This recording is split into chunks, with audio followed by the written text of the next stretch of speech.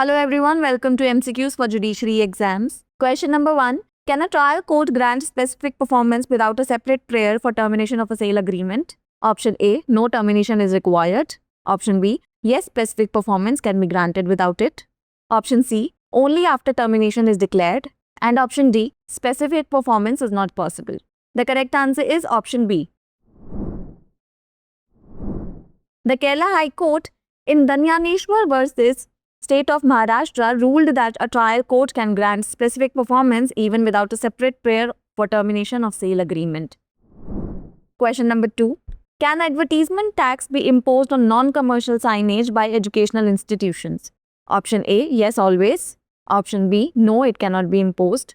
Option C. Only on commercial signage. And option D. Tax can be imposed on any signage. The correct answer is option B. The Karnataka High Court has set aside an advertisement tax demand notice issued by Bruhad Bangalore Mahangara Palike to an educational institution for displaying non-commercial signage and boards on its own property. Question number 3. What defines a criminal conspiracy under Section 61 of BNS? Option A. Agreement to do a legal act. Option B. Agreement to commit an offence with no action taken. Option C. Agreement to do an illegal act or use illegal means with action. And option D. Agreement to do a non-criminal act. The correct answer is option C. Section 61 of Bharatiya Nyaya Samhita 2023 defines criminal conspiracy, which states that it is an agreement between two or more persons to commit an illegal act or a legal act by illegal means. Question number 4. What does the writ of habeas corpus ensure? Option A. Punishing unlawful detention. Option B. Imposing fines for illegal detention. Option C. Granting bail. And option D. Bringing a detainee to a court. The correct answer is option D.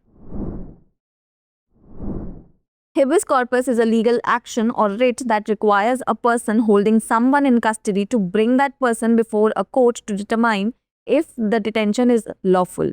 It's a fundamental safeguard against illegal or arbitrary detention, ensuring that individuals are not imprisoned without due process. Question number 5. Which of the following is not included in the expression court under the Indian Evidence Act? Option A. All judges. Option B. All persons legally authorized to take evidence. Option C. All magistrates. And option D. Arbitrator. The correct answer is option D.